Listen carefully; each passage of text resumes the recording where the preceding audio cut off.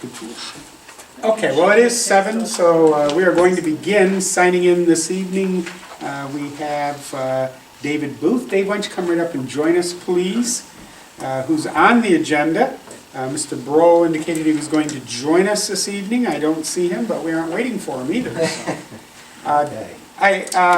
Art and I met with Dave, and he shared a project that he's interested in getting our attention with, and I'm going to say really no more and let him go forward on LED streetlights. There you go. Thank you, Bernie. You're welcome. And thanks very much for the opportunity. Yeah, this is slightly different than Little those things, okay. And in fact, there's one for Art as well. Good, thank you. So, yeah, my name's David Booth. I'm with Johnson Controls. And we work with municipalities to help address deferred maintenance, improve energy efficiency, improve your infrastructure. And I heard recently about your purchase of approximately 1,500 street lights, and it caught my interest. We've worked with some municipalities in converting street lights to LED technology, and it does save quite a bit of money. We also look at a number of other energy saving opportunities and have kind of a unique approach that doesn't consume your capital or impact the tax base. So I wanted to kind of go through the process with you and share with you some of our thoughts and see if it's anything that piques your interest. So this approach is called energy performance contracting, and basically that's a procurement mechanism.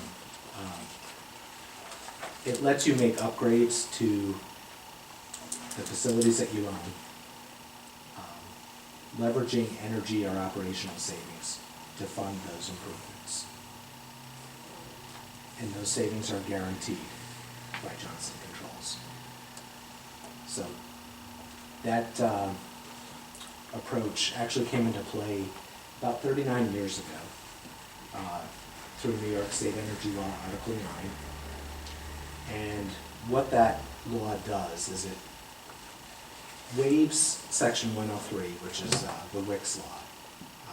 If you were to take on a project like this in a traditional capital fashion, you would write your bid, put it out, get bids back, and select the lowest, best bidder, typically. With this approach, you have the luxury of basing your selection on quality and value.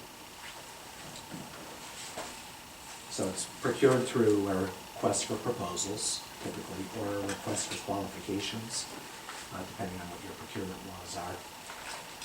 As I mentioned, the law allows for projects to be funded by guaranteed project benefits. And it also has some additional funding opportunities.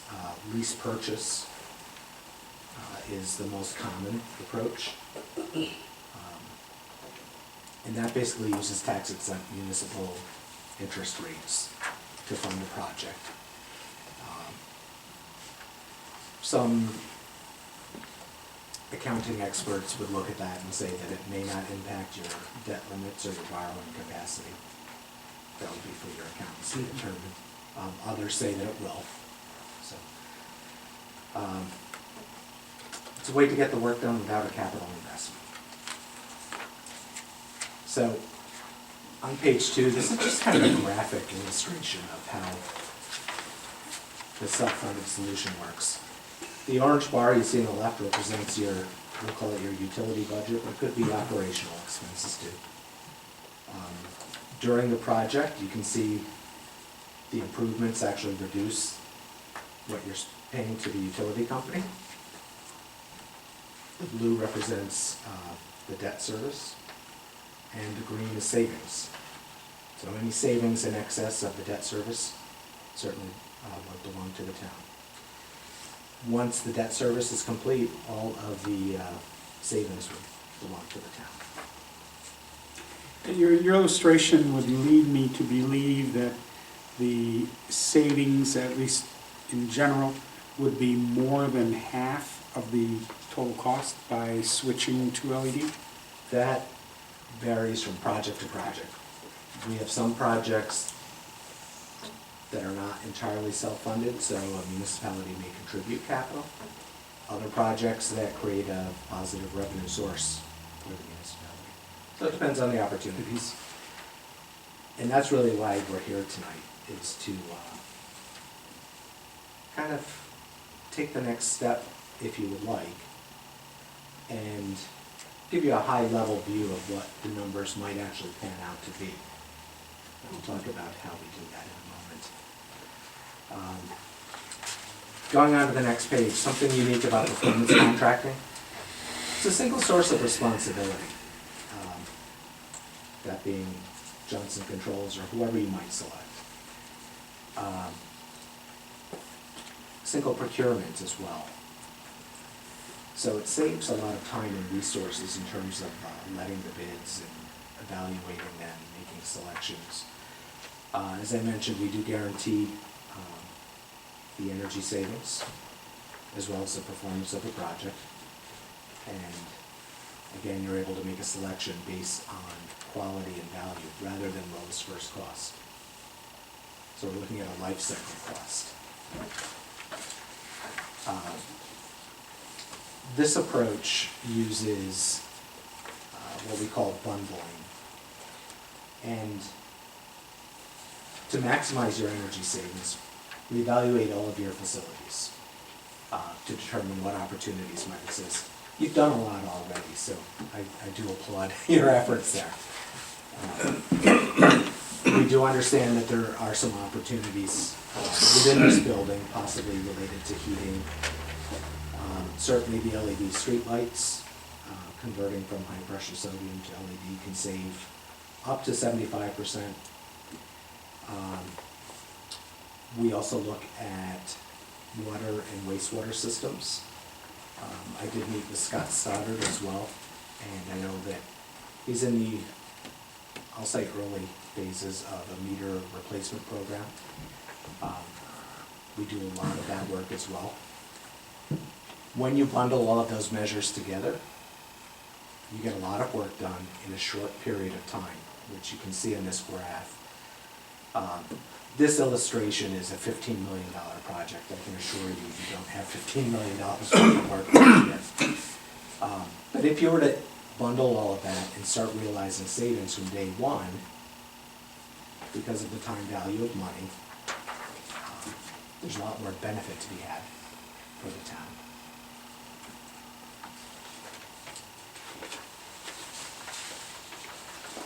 So on page 6, 4 key areas that municipalities like about performance contracting. The benefits we talked about, you get an opportunity to catch up on deferred maintenance, improve your infrastructure, show your taxpayers that you're being sustainable and a good steward of your finances and the environment. More importantly, there's budget relief by taking this approach. You don't have to have capital to invest in your infrastructure. We're basically leveraging the future savings to get the work done. That's a budget neutral approach. And because you don't need to go out and bond to get this work done, there's no impact to the taxpayers. That being said, municipalities do sometimes bond these projects, but again, it's still budget neutral.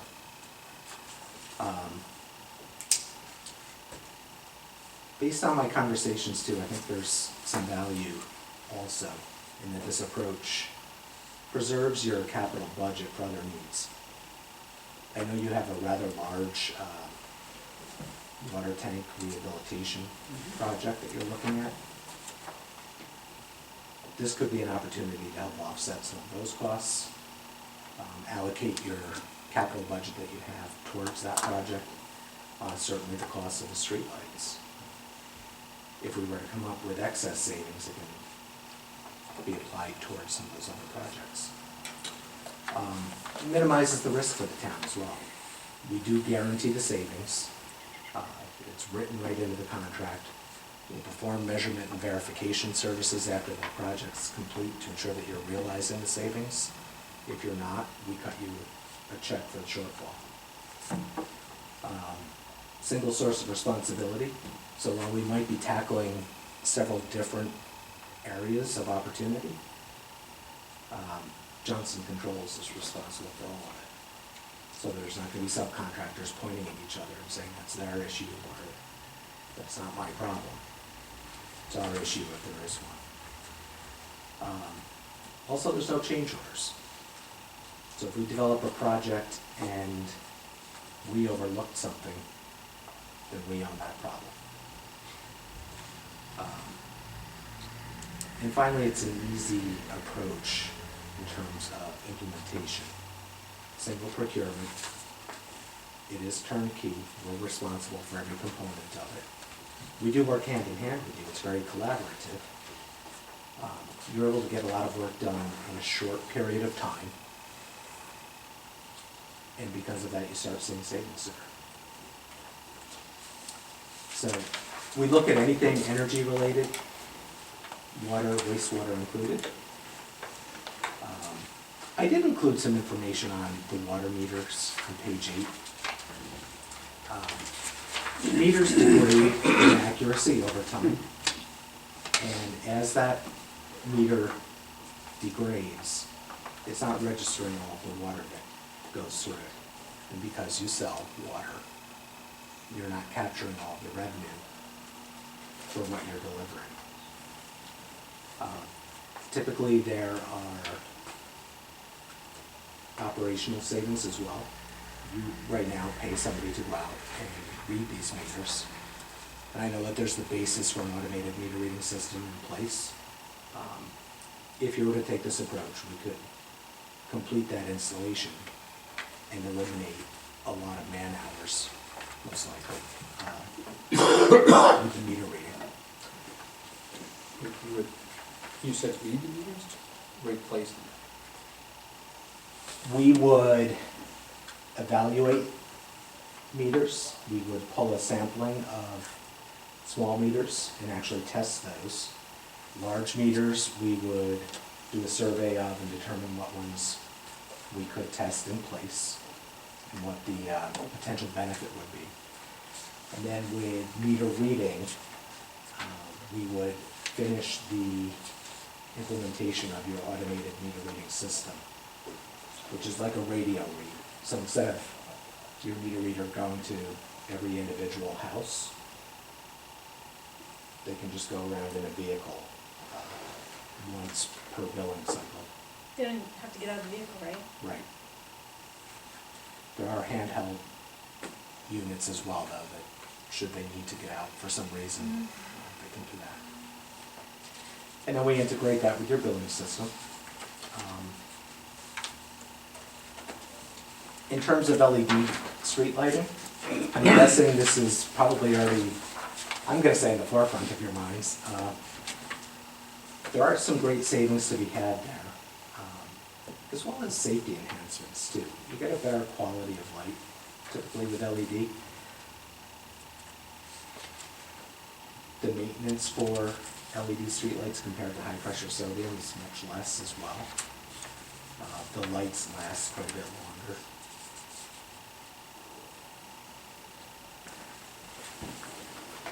You address the when you address the type of bulb that's used, I know you're talking an LED, but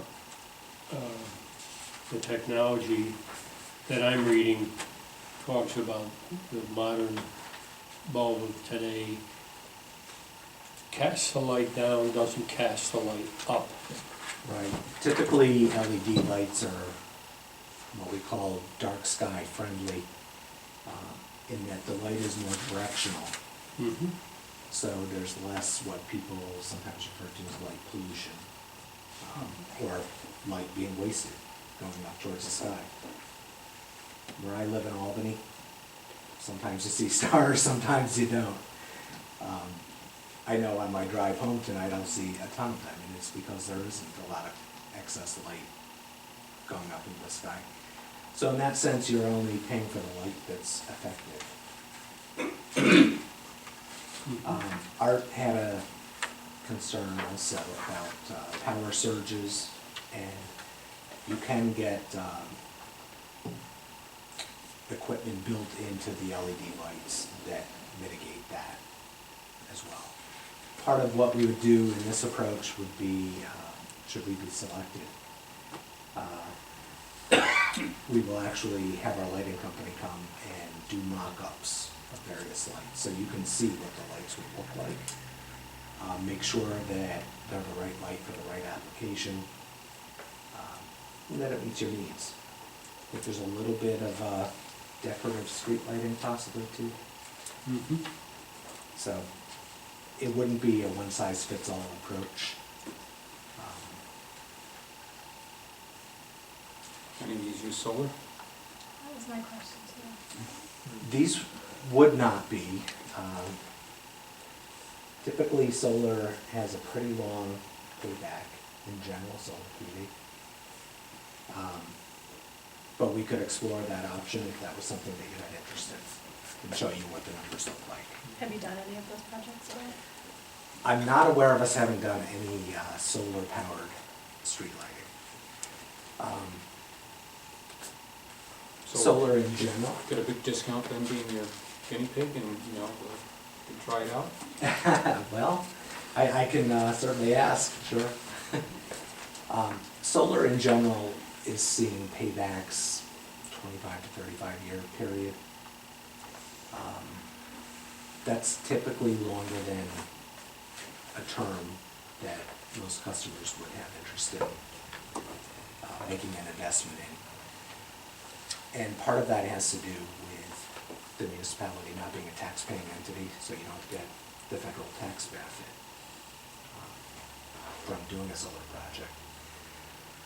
There are a lot of companies offering power purchase agreements, and that's, I'm sure you've probably entertained many of them right here.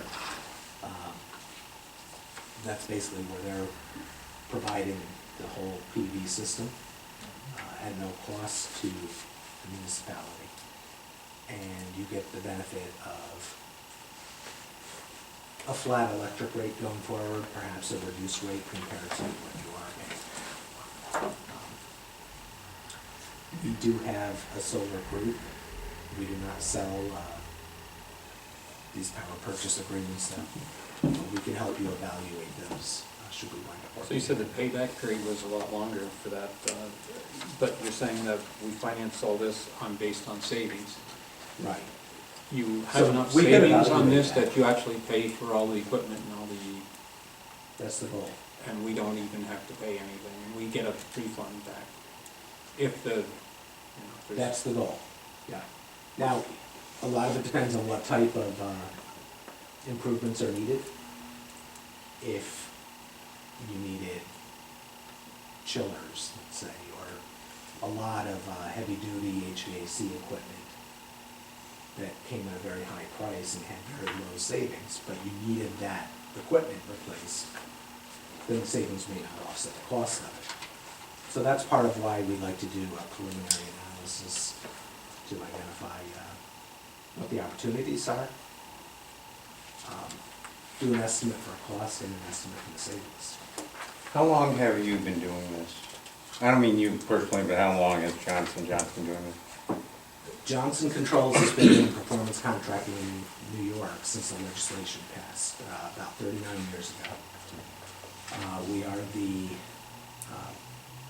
largest performance contractor in North America, as well as New York State. Got a lot of projects under our belt. All right, and just saying, it would almost seem, why would you not do this? But obviously, I guess, you don't have 100% of the, I don't mean Johnson have 100% of the market. So like, City of Saratoga Springs, all their street lighting, this, LED? They did not, they don't own their streetlights, so that wasn't a component of that project. What you see there are municipalities that have done performance contracting projects around energy and/or water wastewater. Did any of them do streetlights?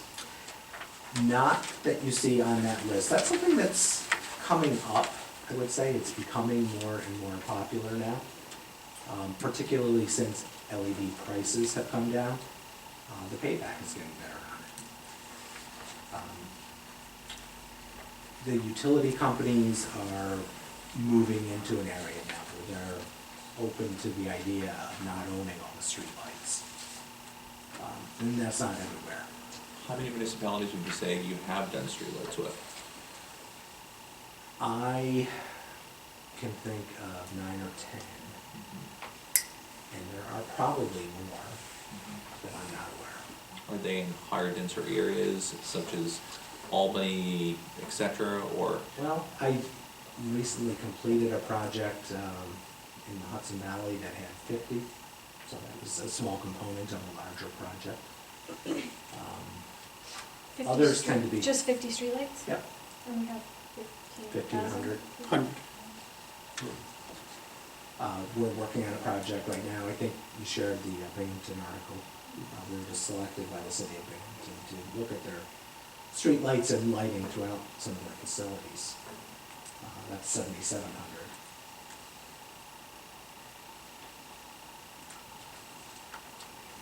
So, did I answer that for you? Yep. Okay. On page 10, you can kind of see what the process looks like. We start out with a complimentary, no cost, no obligation feasibility analysis. And that's to help all of us here determine if there is an opportunity and if this makes sense for everybody and if you're comfortable with the approach.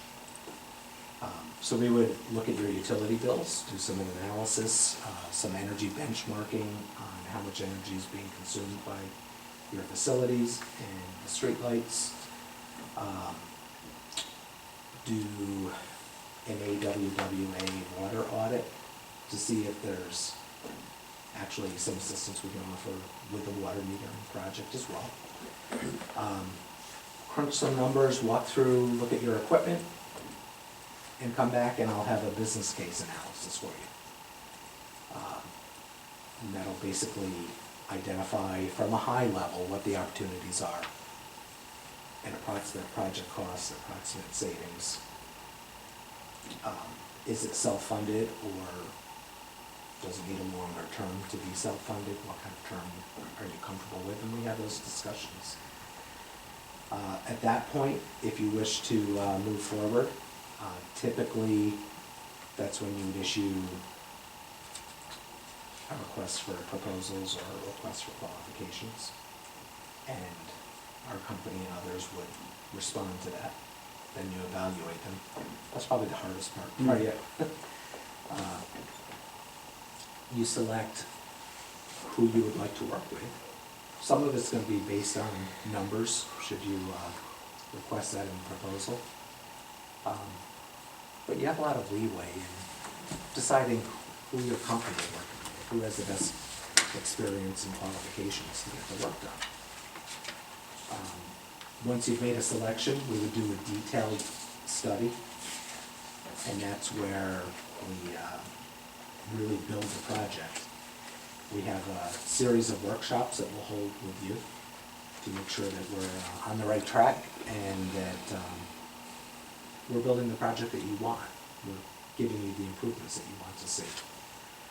So we have a contract then, by the time we have the detailed study. The And- contract would follow that detailed study. Well, it says cost is rolled into the contract, so assume that we have a contract at that point. We use a project development agreement. We And- wouldn't know a cost for And that. so, basically, the difference between your free preliminary study and what the cost is, and the detailed study could be considerably different, and yet we already have a contract. Well, you wouldn't have a contract yet. You wouldn't be obligated to implement anything. This would be, call it an investment grade audit. And that it would be where we refine what measures you want to implement, what ones make sense, get firm costing on all of the components, do all the engineering calculations, and basically build the project. There is typically a fee associated with that. That does get rolled into the cost of the project, so you're not needing to pay for that at that time. If that study did not meet parameters that we agreed upon up front, or if it's something drastically different than our prelim, then you wouldn't have the obligation to pay for that, should you not implement the project. We don't have to pay for the detailed study? If it doesn't meet the guidelines that we established. If it doesn't meet- If you said to me, we're only gonna do this if it has a 15-year term, for example, meaning that the energy savings over 15 years, you need to pay for the project. What is the average term? Yeah. 15 is pretty common. We do see some 12, 10, I've seen some go to 20. So a lot of it depends on what are the needs, what's in the project, how important is it to get that done. So the work gets done over that period of time, or at the rate of time? So that's basically a development period. We'd come back again at the end of that, show you a fully baked project, and that's when we would actually go into a contract. Then once the contract is signed, financing would get arranged. We have the ability to finance projects, but we're not a bank, so there are many other places to look for financing, and we can assist with that, help facilitate all of that. Let me just ask, on payback, you were saying it could be 10 years or 15 years or 20 years. And that would be the amount of money we invest in the savings, how long it would take the savings to reduce that investment to zero? Correct. And you said that the longevity of the lights is 20 years? That's probably going to vary by manufacturer, but 20 years is probably a good average. So we may or may not receive any savings, actually. Well, you should see savings. Savings will be in the energy. I mean, whatever system plan you have in place with the bulbs when you have to replace them. It wouldn't really reflect the cost of the energy to light them. Right, the lifespan would impact more so the operational Budget. savings. Looking at the implement project section of this chart, just looking to get a sense for your project that was about 50 lights as compared to us. What was the implementation schedule? To do the 50 lights, Mhm. how long did it take? So not factoring in the development part, Correct. because that was a separate phase. I believe they did those 50 lights, I'm going to say, in 2 or 3 days. There were also some parking lots outside of those 50 street lights. So it's a pretty quick process. Once you got the disconnects like we have, it's putting a new bulb in. So we can also work with you to bring in vendors to show you the different technologies. Help you make a more informed decision on both the water meters as well as streetlights. You do these as separate projects and separate contracts, or one contract? Typically, it's one contract. So you're talking about water meters and lights and everything else? Those are the opportunities that I'm aware of. If it doesn't make sense to the town to pursue one of them, we're happy to look at whatever you're comfortable with.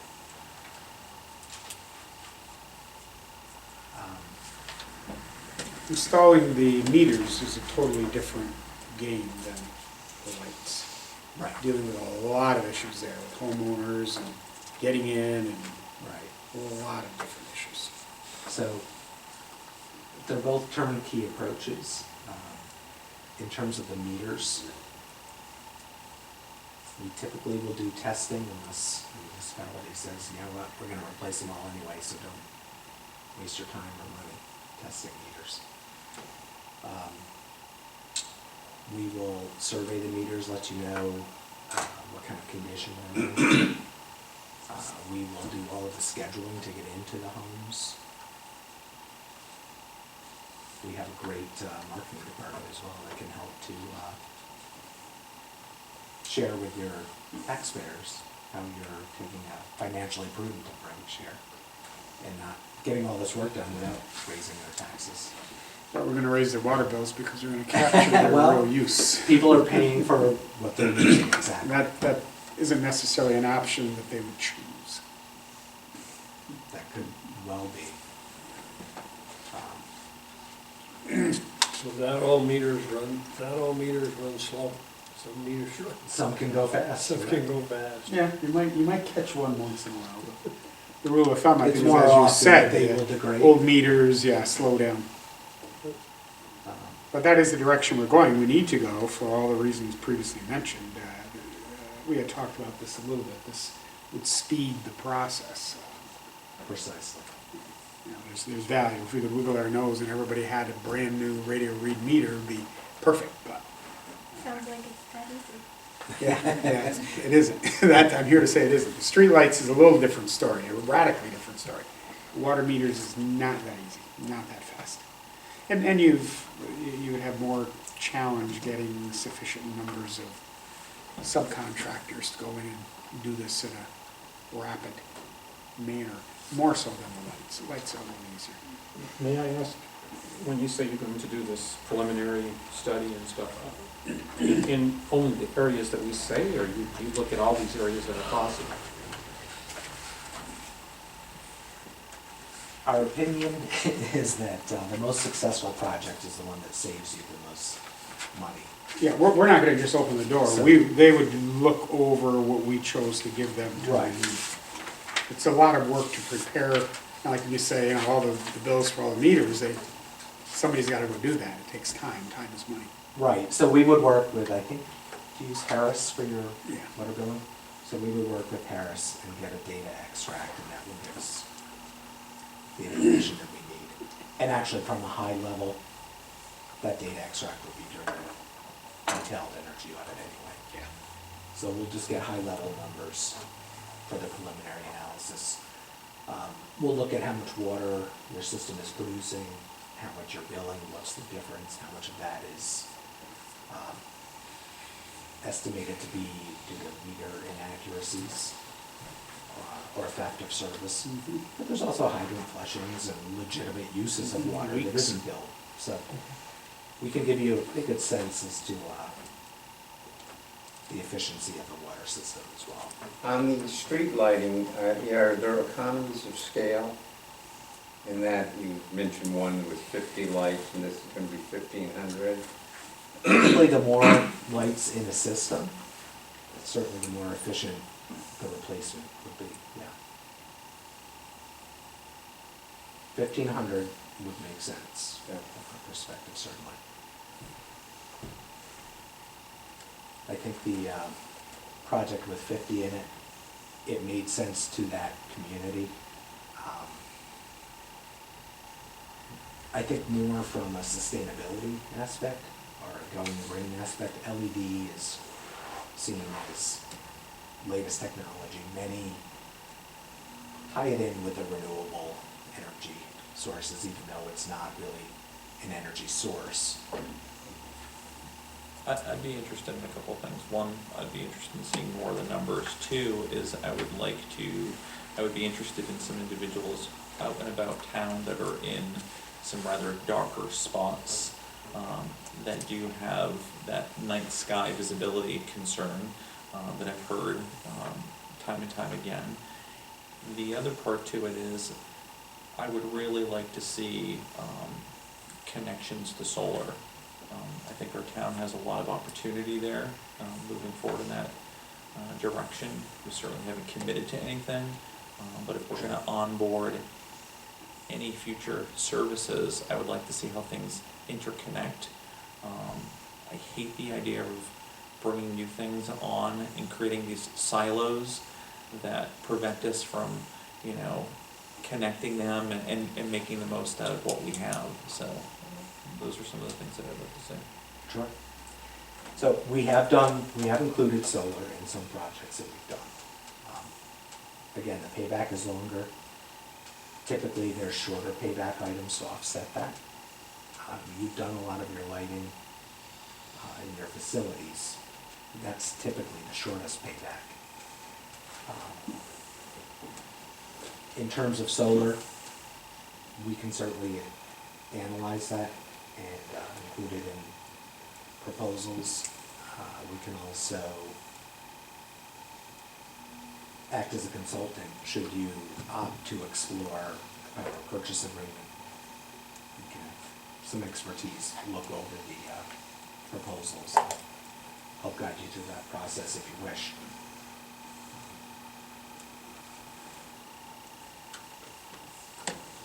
Do you ever do these projects incrementally? At times, if there's, In other words, coming in and, like, there's a part of me that has a problem with undertaking 1,500 streetlights all at one time. And the amount of time it takes and the dedication of our resources to doing that. If we instead were to enter into a program where we were to be looking at 500 streetlights, okay, and similarly, if we were looking at a certain number of water meters, and that was to be a project, and then we tackle that project, our workforce gets that project, completed, etc. We go to phase two is another 500. and Our workforce doesn't do this, right? This is Yeah, all, and- we don't do any of this. Let me clarify that. That's sort of the approach that you're on right now with the water meters, in that there's a few hundred being changed out each year by your workforce. With this approach, this includes labor, all of the materials. So it's truly a turnkey project, so that your folks are freed up to do other work, and you get all of this work done in a very short fashion of time, which also allows you to then see the energy savings sooner.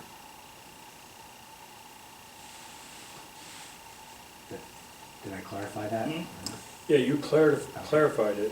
The other side of that is that, as I understand it, we're not doing this based on the lowest cost. We're doing it based on other measurements as to who's going to be the selected, contractors. Cost can be one of your criteria, absolutely.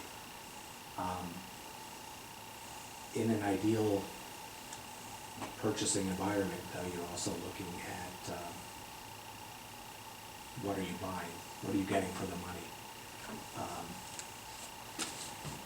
I remember the days when there was a car called, was it Yugo? And it was a little tiny box of a car, no longer made, and certainly didn't have the same value, I would say, as I think that's Mercedes. dealt with the specifications that you put into the RFP. Right, Okay. We're not looking to buy Yugos either. right. Okay. But at the same time, I don't want to hand somebody the pen and, when you're all done, okay, there is a cost that we're gonna absorb. Okay, and, you know, I think it's incumbent upon us to be sure that we haven't absorbed more of a cost than we should have. Absolutely. One of those costs that Art brought up was the cost of replacement of these units, which are more expensive than the units we currently use. And how do we calculate, you know, the savings with the LEDs that will last longer? But when I get to that point, it's like that bridge now, you know, 50 years later, we gotta replace the bridge, and it's gonna be costly. But those are all, you know, numbers to look at, obviously. I think a lot of us have done that probably in our homes, where we put more energy efficient lights in versus incandescent light bulbs. That cost a little more, but my savings over the long term, before I have to replace the more expensive bulb, more than makes up for that replacement later. And those are some of the nebulous numbers that are out there. But again, this is something we had talked about. I made a note to myself. Art indicated to me a number of months or a year ago or so that he had some LED lights that were given to him to try, and we had talked about taking a model street and doing the entire street. We talked about one of the ones off Tom Miller Road, so we could really see what does that look like in practice, and get a little feedback from the community. I'll volunteer my street. That's a road now. Where did you get that? I don't remember which company. This is at least a year ago. Manufacturers the bulbs that you're gonna use. We do take a vendor neutral approach, so we do not manufacture LED bulbs, but GE makes them, Philips make them, some of the more common names. Something, Bernie, when you guys purchased the streetlights last year, was it the year before? We've had a full year of it in, so. Was this on your radar at all? No. No. I mean, it's something you talk about, just like we, you know, talk about it'd be nice that they're all solar, but there was no way we could afford to put those bulbs in while we were there doing the conversions with the disconnects. They're just, that money wasn't available. And, you know, and there are some things, we've talked about solar a lot, and some things have changed. There's something else out I'm chasing with microgrids right now. Opportunity's a little better than it was even a year or two ago. It would be nice to be all solar if we could afford to, if somebody would give us the panels. That's just a lot of the issue. And unfortunately, we can't take advantage of some of these tax credits, so we got, you know, the lease options. So you keep looking at it until the cost becomes effective. One of the things somewhat attractive with this, to me, I'm not sure where I want to go yet, but to identify, do a quantitative analysis, if you will, and determine what are the savings. What is the cost? What is the future cost? Where's the break even point? And to a, you know, to the first step or two, there's no real cost for us to do those things. And you still have an option of deciding. There seem to be more and more programs like this. This is the same conversation to some extent we had with homeowners about natural gas. You know, you're going to have a cost to convert maybe, depending on the home. That cost will vary, which you already have, but your savings will be able to pay for that cost of conversion, especially if you can roll it into a couple of years, and NYSEG's willing to work with some homeowners on that. And then at the point you've covered your cost, which won't raise your overall outflow at all, then that drops off and you've got the 100% savings now. This is very, very similar to that. That's a good analogy. You know, so whatever we're paying, we're going to pay, and at the end of the day, we'll end up with something that's less expensive. You know, what is that differential? We don't know until we calculate. Right. Who's your like, talking about customers or consumers, who's some of your longer customers? I mean, if you're talking about multi-years and, you know, talking about savings and you know, I'd like to know, like, Tompkins County? Tompkins County has done a few projects with us. The city of Ithaca, I believe, is going into, I'm gonna say a phase 3. Dutchess Community College has done 4 phases. We call them phases, 4 projects. Buffalo Public Schools has done 6. So those are some off the top of my head. thank you. Sure. When you analyze savings, and I know nothing's perfect, is it, how accurate is the information you say? If you said this project, the payback will be 12 years, I think we would probably have this is my guess, and I'm not the engineer coming up with the calculations. They might have a different answer. Sure. I think we're probably,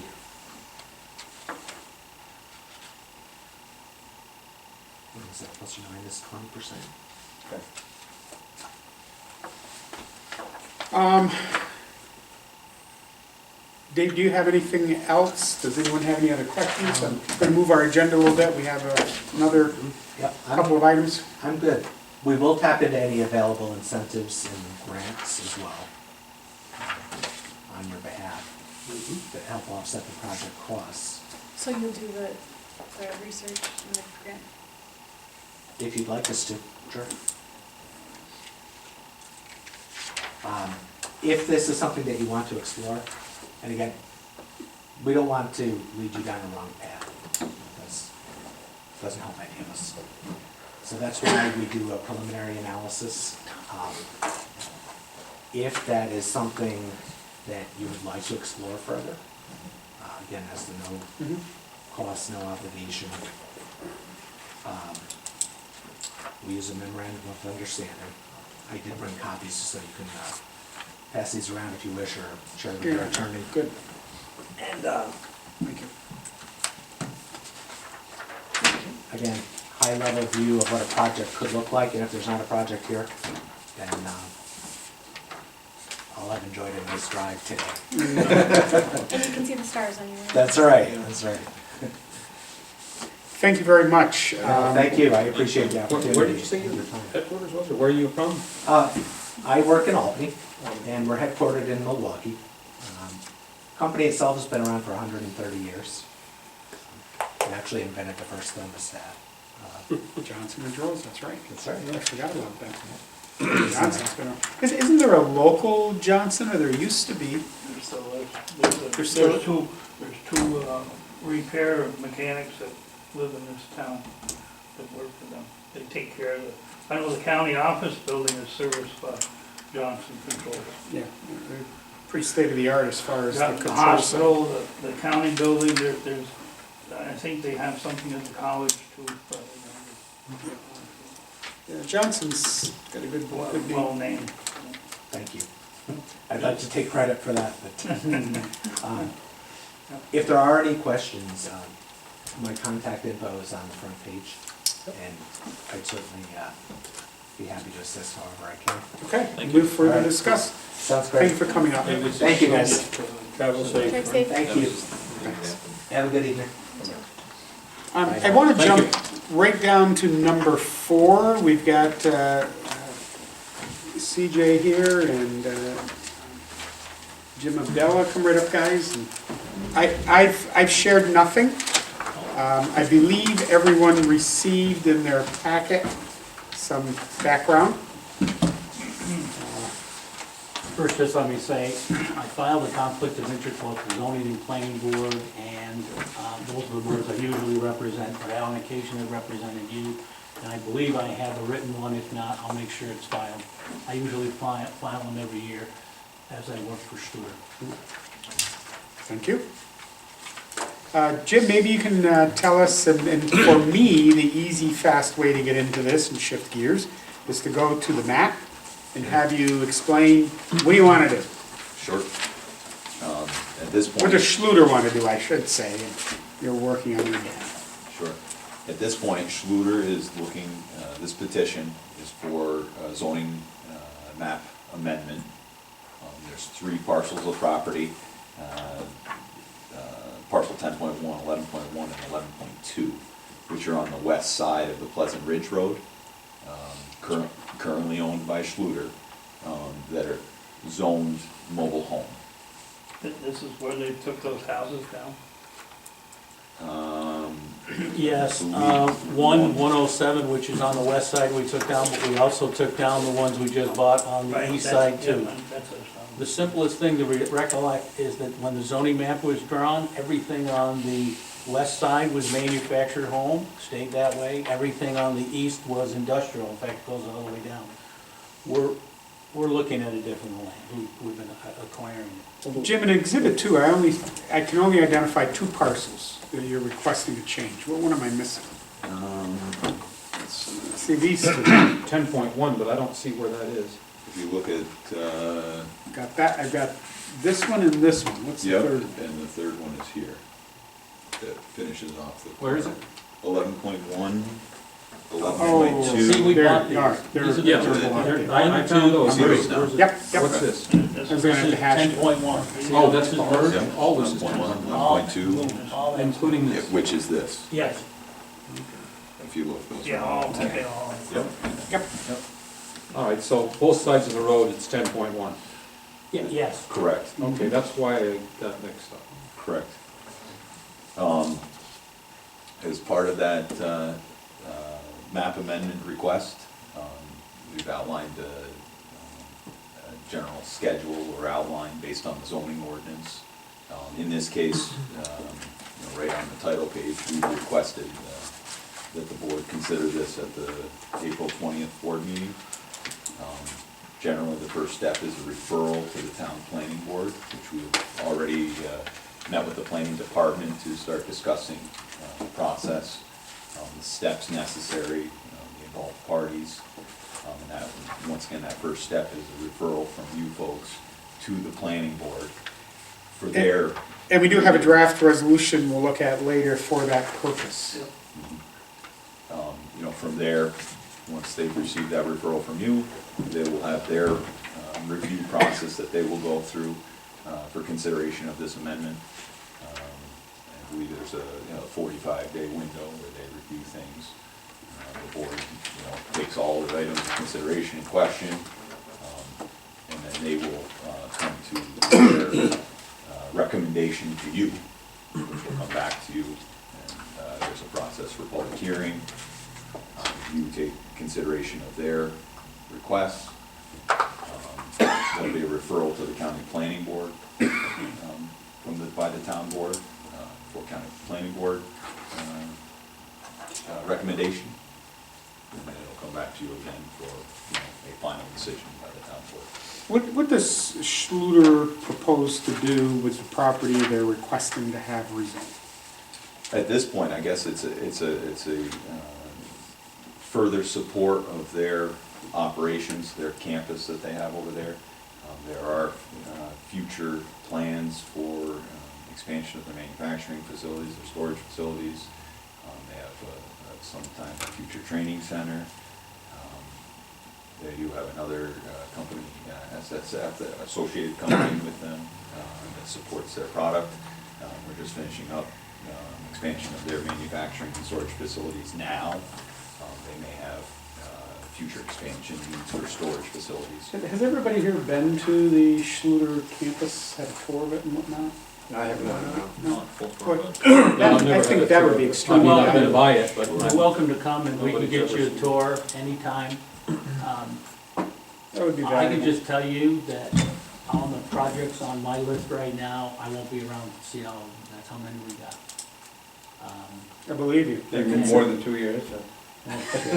So, We've got automatic storage, Horse head in the we've back. got expansion of our warehouse that we've seen almost going all the way back to the highway. We've got another office building, I'm in building number 2, there's a building number 3 planned. I There's a guess, German company that we've been touting, but that would be, has to be next to SSF.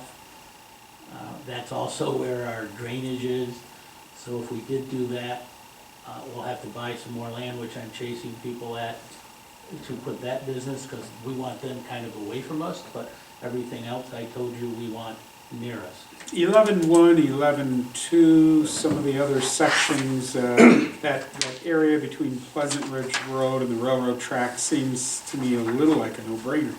But I have a concern with that triangular piece, because I'm led to believe the property to the west is a trailer park.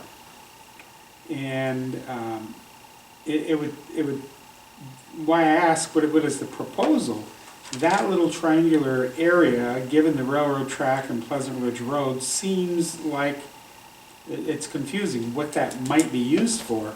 But once this is, if it were to be rezoned, what is it, industrial or manufacturing? Industrial. Industrial, that would enable an industrial project to take root there, which could present some problems to their poor neighbors trying to sleep. I'd like to respond to that. First of all, the corner way up is industrial, the little triangle around the west side, that's the only one. In order to develop that triangle that you're talking about, it's on the west side of the railroad tracks, the railroad tracks have to disappear. I could see that happening. And we're looking at, if that disappears, hopefully talk about relocating the road. We've also have no problems with, limiting any use there, using it as a buffer. But if we're using MH as it is right now, I can't count it as my open space.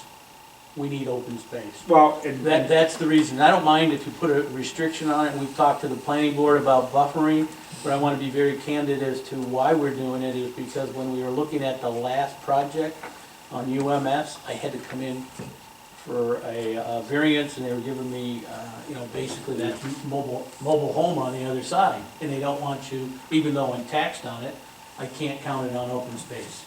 And we've never argued that thing, because we've been talking about changing this land for about 2 or 3 years. I mean, counting it as open space would truly create a buffer, and The that open would make space me more comfortable. The open space requirements for MH and industrial are different, so you got a problem there. But we might be able to put some stipulations for that particular parcel. I mean, truly, as you said, the way they're going, that campus is amazing, and keep going, don't slow down. If that particular triangle was sold, though, anybody could do anything on it if we have an industrial. The only way you get access to it, you would never get access, that's, to me, is a landlocked parcel unless they sell it to the mobile home people. You can't cross tracks. When you look at this tracks, and when you ever went through them, they're like about 6 to 7 feet deep from the ground level on our side. You come over on the road, you go back 15 feet across from the entrance to to the main building, our new office, and it drops. The tracks are there, the trees are there, and everything. For us to even consider relocating the road or doing something like that, you're talking about a lot of freaking fill, but with the rest of the stuff that works, it's gonna be, it is like a moat, right there.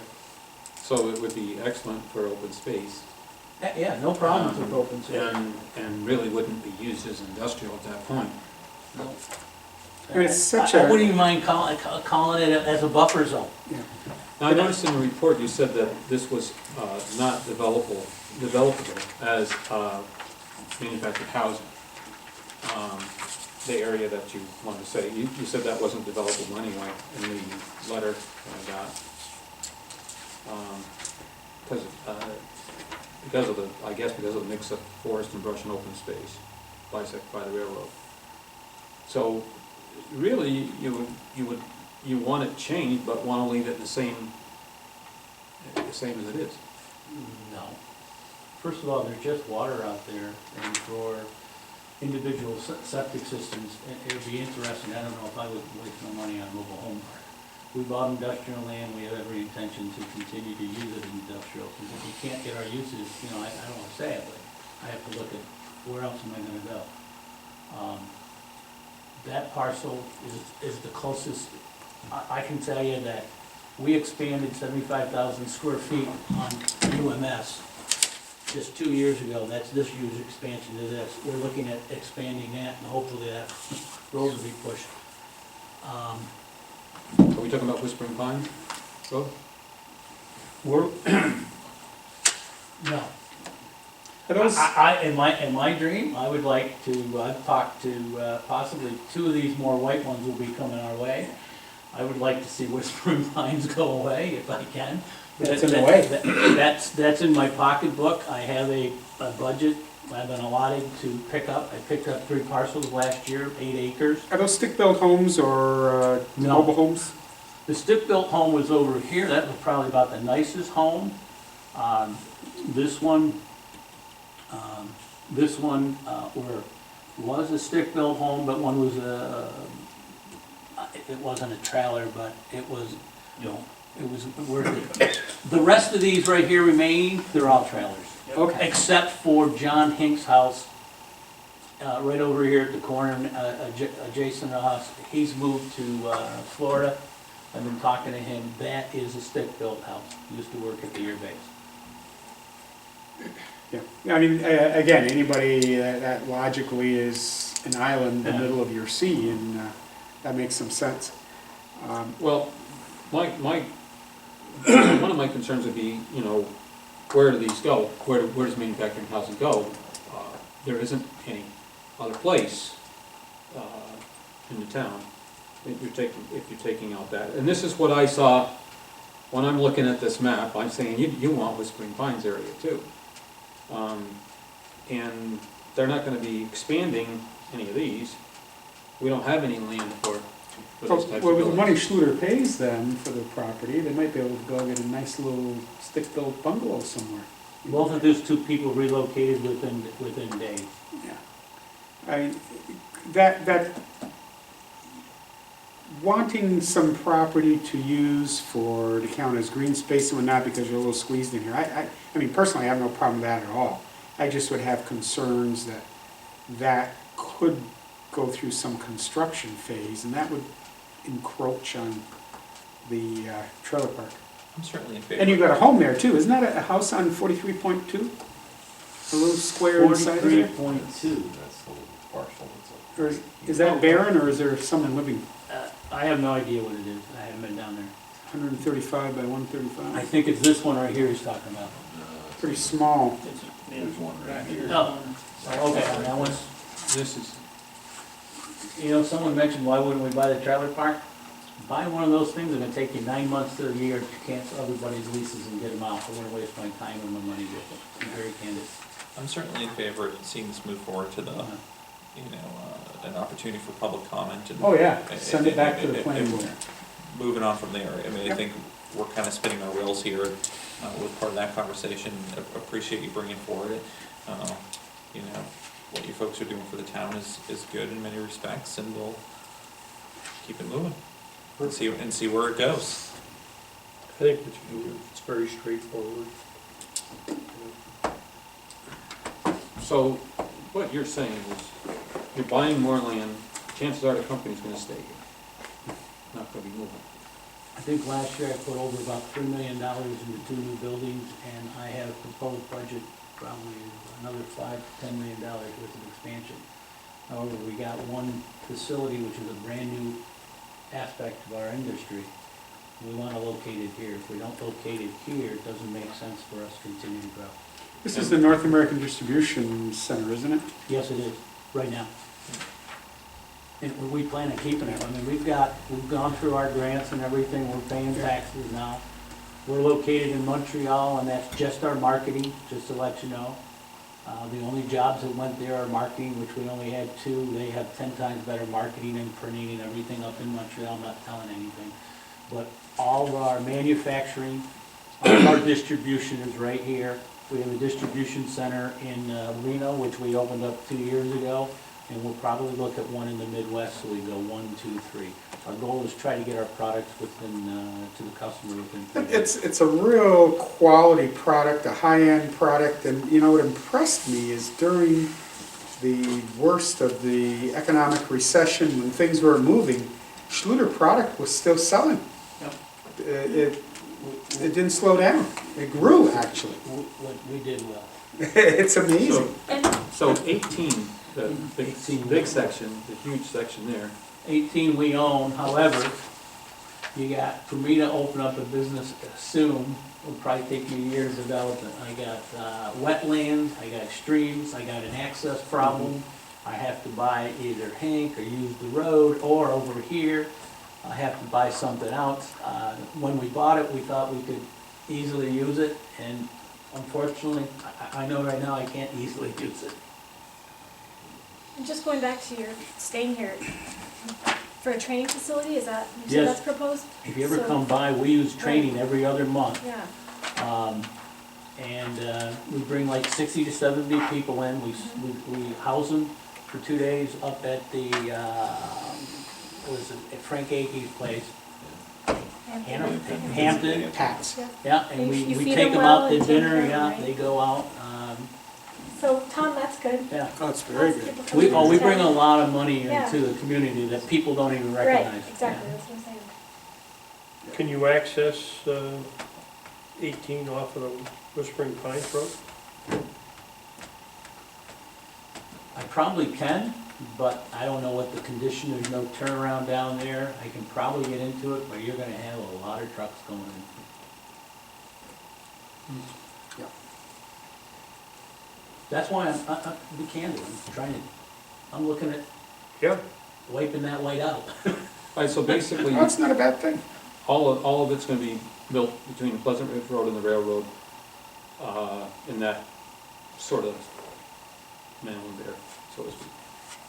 11.1, That's 11.2, 10.1. that's our next area of expansion, it makes a lot of practical expense. But you're also looking at future expansion beyond that Oh, yeah, in terms of this other. this will make a logical thing, but this is where everything drains, guys. So it's nice to see there, but every single thing I had drains there. That is my detention basins, and they're big. So to move those, that's a very, very costly thing. Really, we're hoping that if I pick this up in this area down here, the German company that we're associated with these guys would be on the other side of them. Where is that drainage? Down here, right here, I can't, I don't, part 18. 18, right here. the drains in there? No, nothing drains through here. Everything that right here, all these improvements and everything. All this drain goes down here? Right here. Oh, so that can't be used. I was gonna say, that looked like a pretty big area. I'd love to use it, but then I'd be creating a nightmare for myself. Okay, does anyone have anything else for CJ and Jim? Either of you have any other comments you'd Well, like as to long make? as they can stay Appreciate around, you. yeah. Appreciate you coming in to give us some insight. Would you like us here on the 20th? Or Um, that? I don't know if everybody's, I assume everybody's looked at the resolution we have simply turns it over to the planning board. I can't imagine not doing that. Right. Well, it's not up to us. The planning board has to do it first, then we have to vote. Correct. Yeah, but we have I to mean, turn it over to them. I mean, I don't have any you need to- objection turning it over to them right away, Yeah. letting them look at it. Gotta let them go.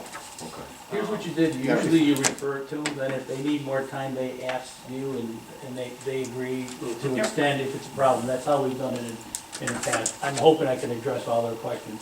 So you're talking I'm about, not asking like the last guy to change the zoning requirements, I just want to change the zoning district designation and use the same stuff as that we've used before. Will you I think see? they'll put you through enough hoops that Yeah. that will be can we interesting. suggest that they put a restriction on that particular section and, I have no problem with the corner saying that it has to be used for buffer.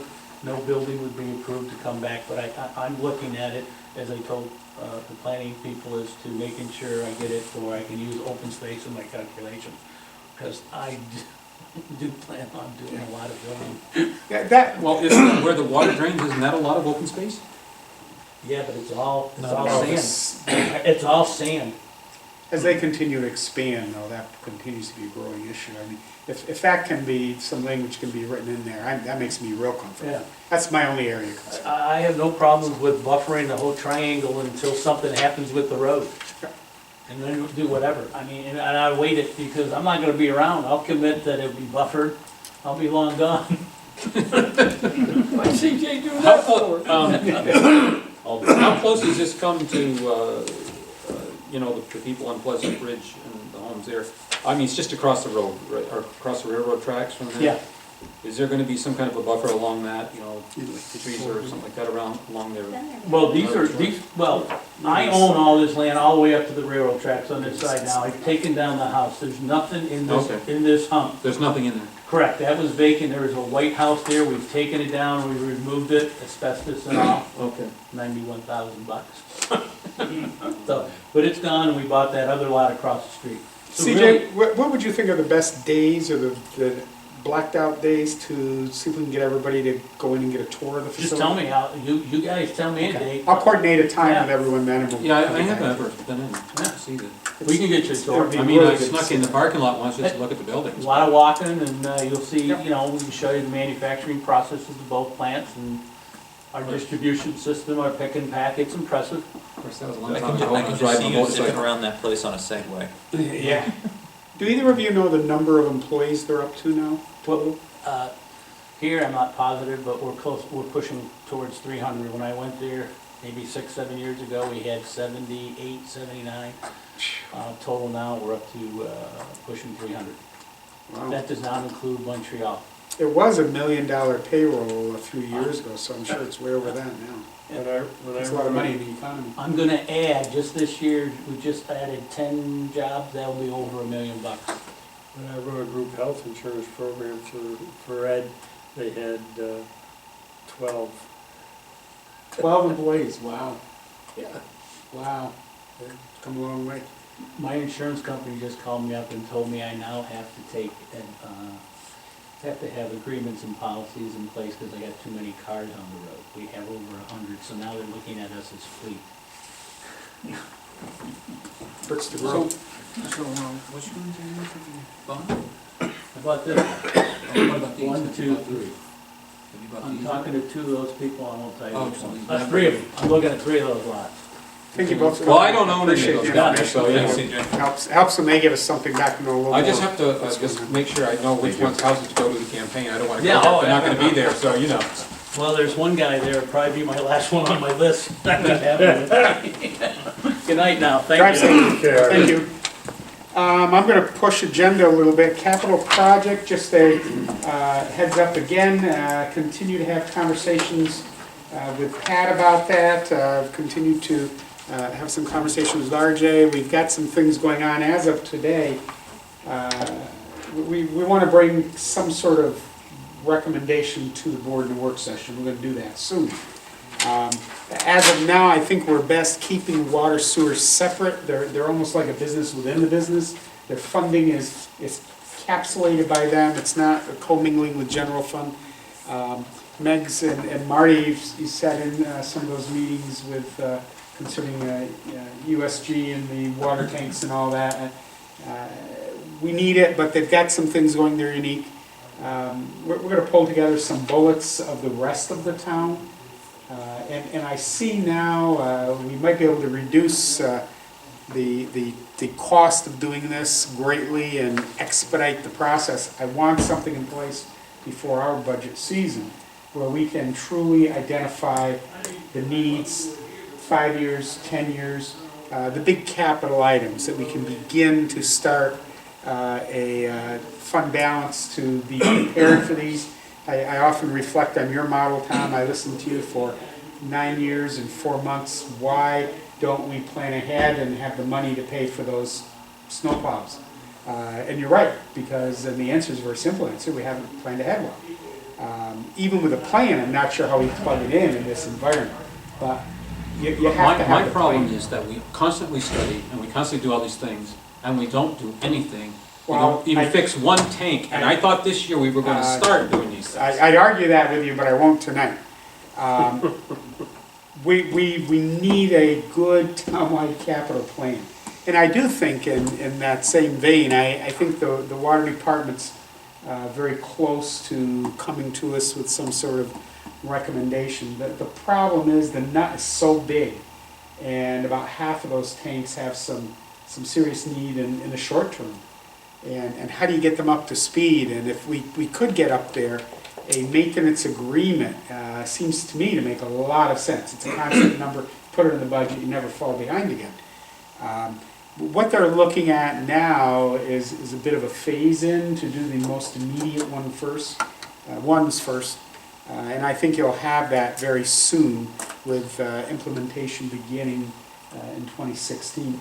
It's a lot of moving parts, it's a lot of money. There's only so much money, you know, you can only raise so much money. It's not like, you know, we just go out and get a bond.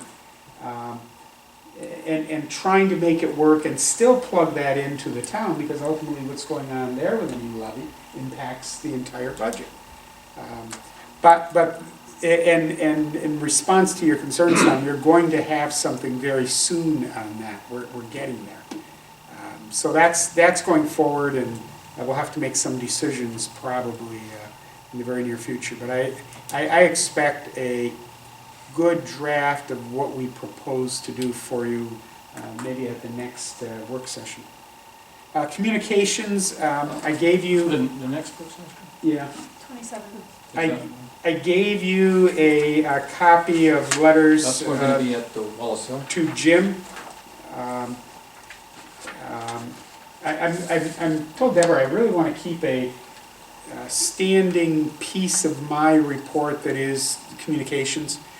Sometimes I will scan them and send them to you. I might put them in your mailbox. We might pass them around before we come out here, but it's not memorializing the communications, and it's not always giving you a hard copy. By having it on my agenda, I think every 2 weeks we're going to say what communications came in that you need to have on there for you.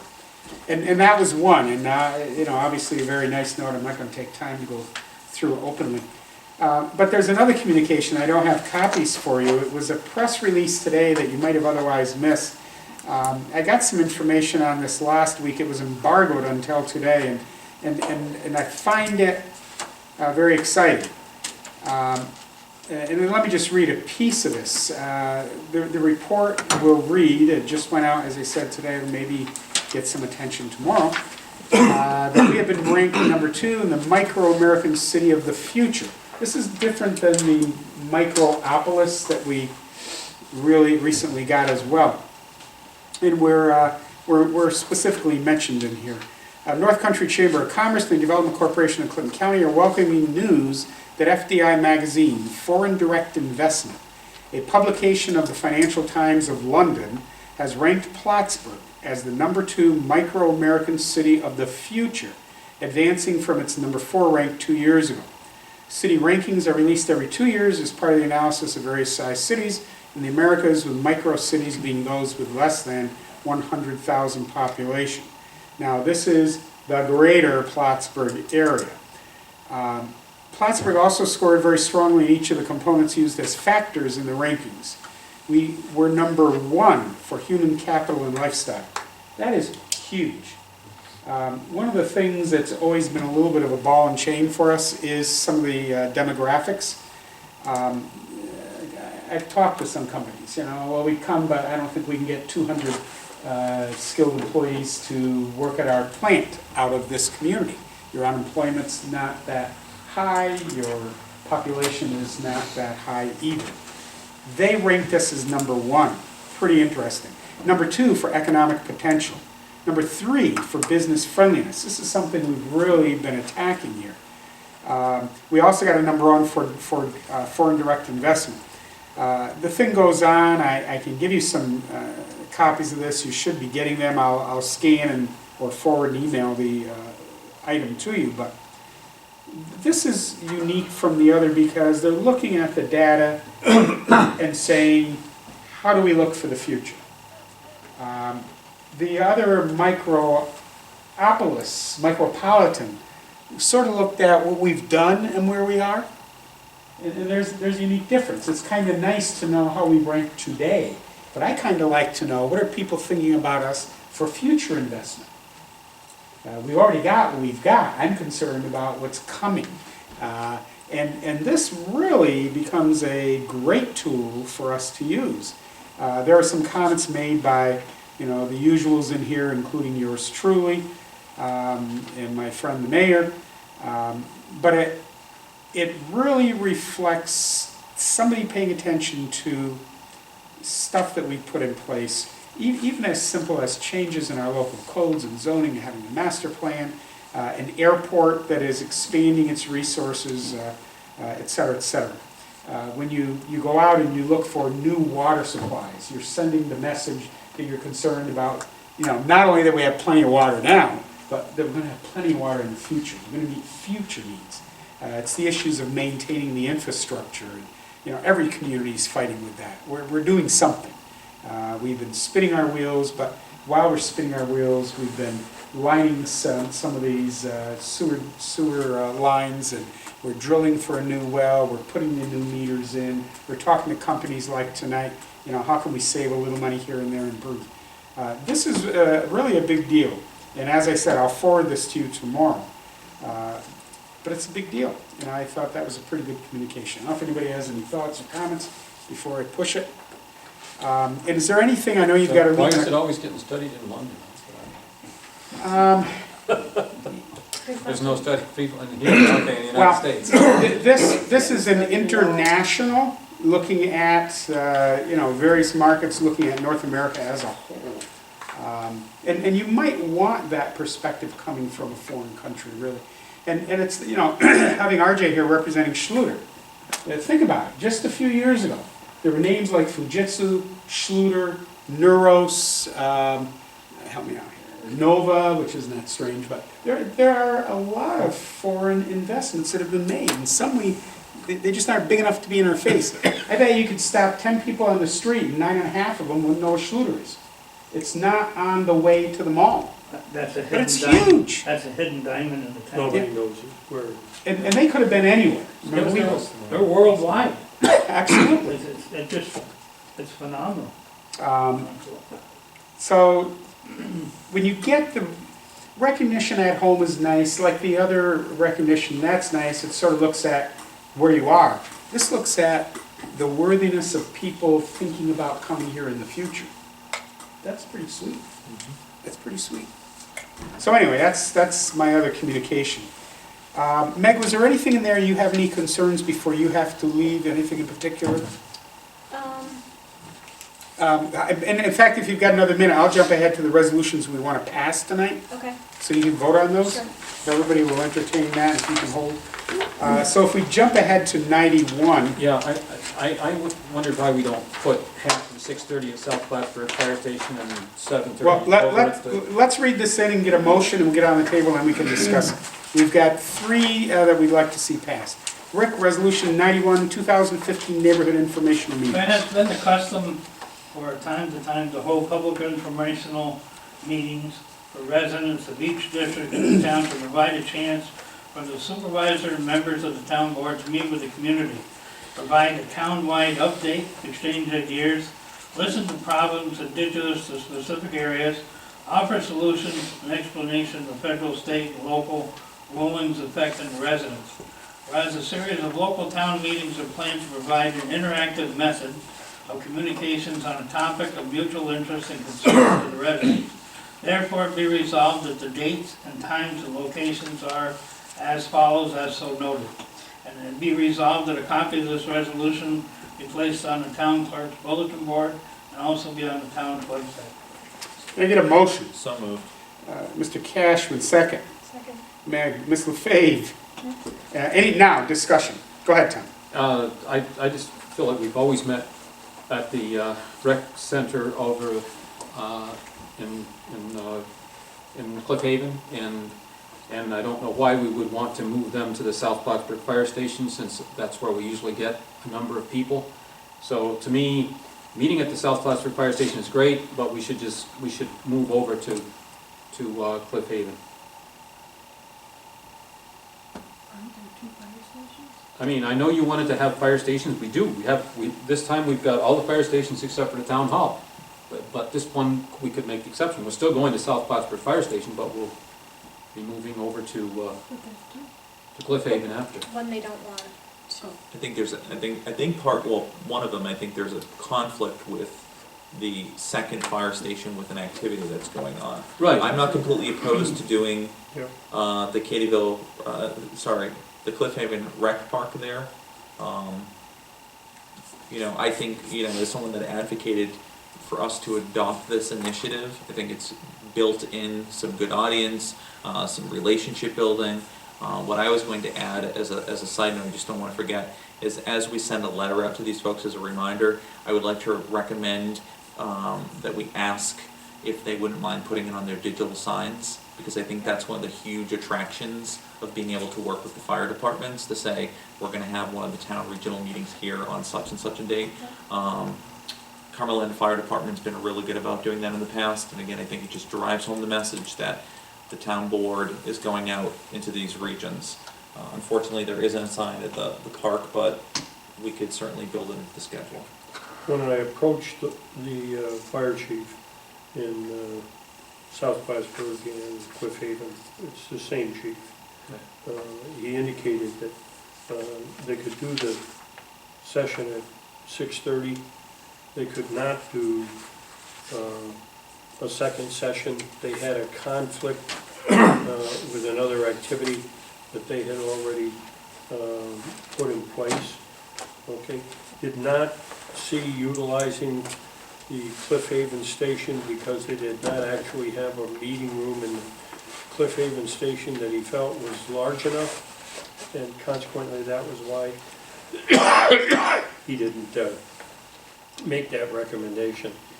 It's his assumption and my assumption that we'll be communicating, and I don't know how this is going to be done, Bernie, so I'll ask how we're going to do this. But it's my understanding that we will be communicating that these sessions are open to people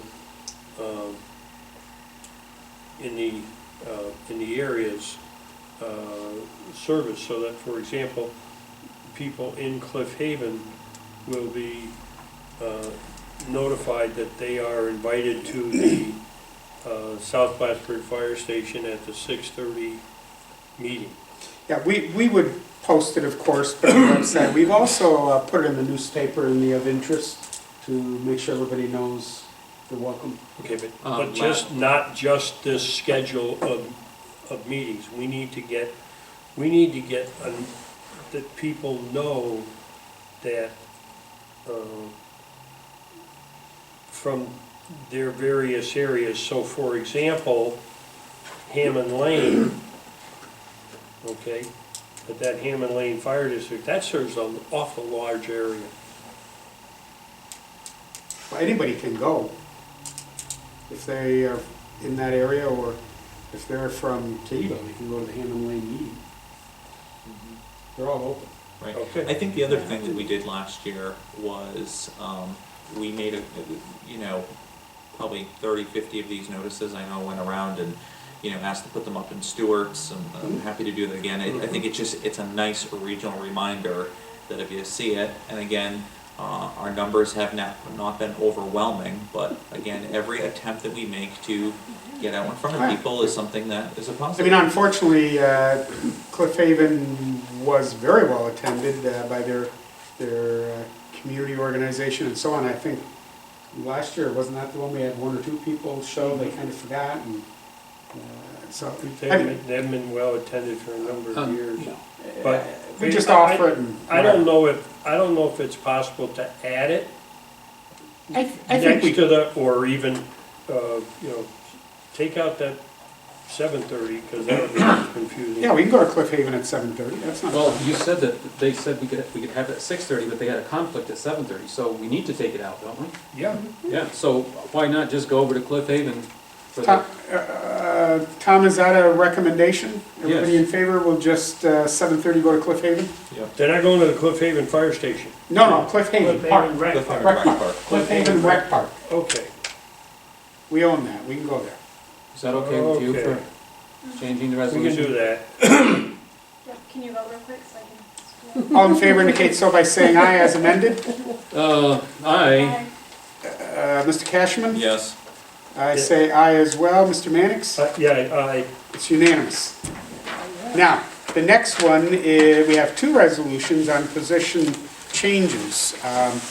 Thank you, Meg. Yep, thanks, guys. Resolution 92, the transfer of Tyson Drown to the Water Wastewater Department to fill the position of Water Wastewater Maintenance Worker 1. Whereas indicated in the attached letter by the Water Wastewater Director Scott Stodden, the Water Wastewater Department has a vacancy for the position of Water Wastewater Maintenance Worker 1 that needs to be filled in that department. Whereas Mr. Tyson Brown is requested to be transferred from Building and Grounds to the Water Wastewater Maintenance Worker 1. And Mr. Bro, Building and Grounds Superintendent, and Scott Stoddard, Wastewater Director, support Mr. Brown's request. And whereas due to the nature of the request and the impacts on the current negotiated contract with the Teamsters Local 687, an agreement identifying the salary for this transfer has been signed by Mr. Brown and a representative of the union. Whereas Mr. Stoddard recognized the benefits this transfer brings to his department as indicated by the skills and prior experience Mr. Brown has demonstrated in his prior position. Now therefore be resolved that Mr. Brown be transferred to the Water Wastewater Department to fill the position of Maintenance Worker 1 effective with the first full pay period immediately following Civil Service final approval and certification of this resolution. And a certified copy of this resolution be given to the Finance Manager, Building and Grounds Superintendent, Water and Wastewater Director, at one place in Mr. Brown's personnel A file. motion. So moved. Mr. Wood, second. Second. Mr. Mannix, any discussion? I had a discussion with Mr. Stoddard in which I very specifically advised him to be very careful with this transfer, and in particular, I'm happy to see that they have an agreement in place and it's been signed by parties, so that hopefully, and I'll say that, hopefully, his department and others will not get bit by this maneuver. Any other discussion? Roll call. Thomas Wood, Yes. Mark Mannix, Yes. Michael Concha. Yes. Bernie Bassett. Yes, resolution carries. Resolution number 93, transfer of Carrie Healy to the Building and Grounds Department to fill the position of laborer. Whereas is indicated in the letter by Superintendent of Building and Grounds Arthur Bro, the Building and Grounds Department has a vacancy for the position of laborer in that department. Whereas Mr. Kerry Healy has requested a transfer from the Water Wastewater Department as laborer to the Building and Grounds Department, and Scott Stoddard, the Water and Wastewater Director, and Mr. Bro, Building and Grounds Superintendent, support Mr. Healy's request. Whereas Mr. Bro acknowledges the benefit that this transfer brings to the department as indicated skills and prior experience that Mr. Healy has. Therefore be resolved that Mr. Healy be transferred to the Building and Grounds Department to fill the position of laborer effective full pay period immediately following civil service approval and upon adoption of the certified copy of this resolution.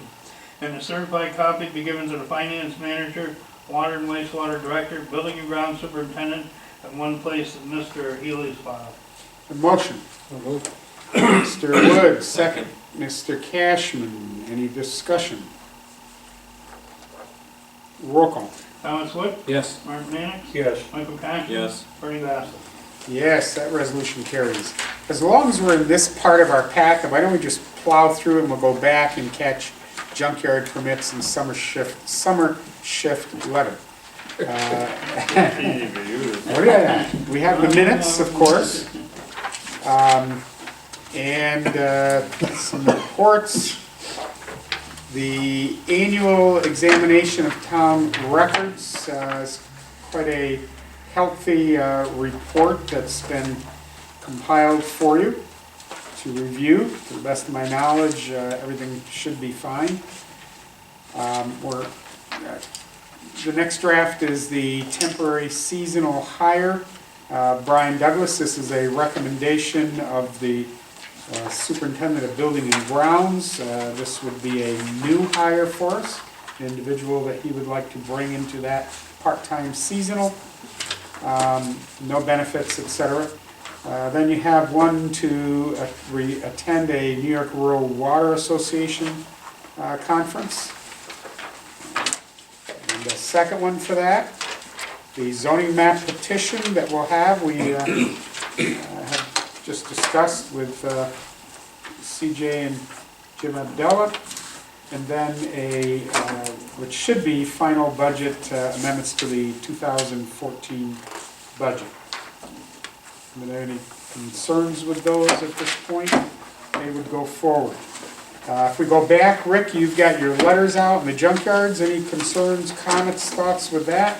No, You seem to have been doing better with those the last couple of years, so kudos for that. After that, you have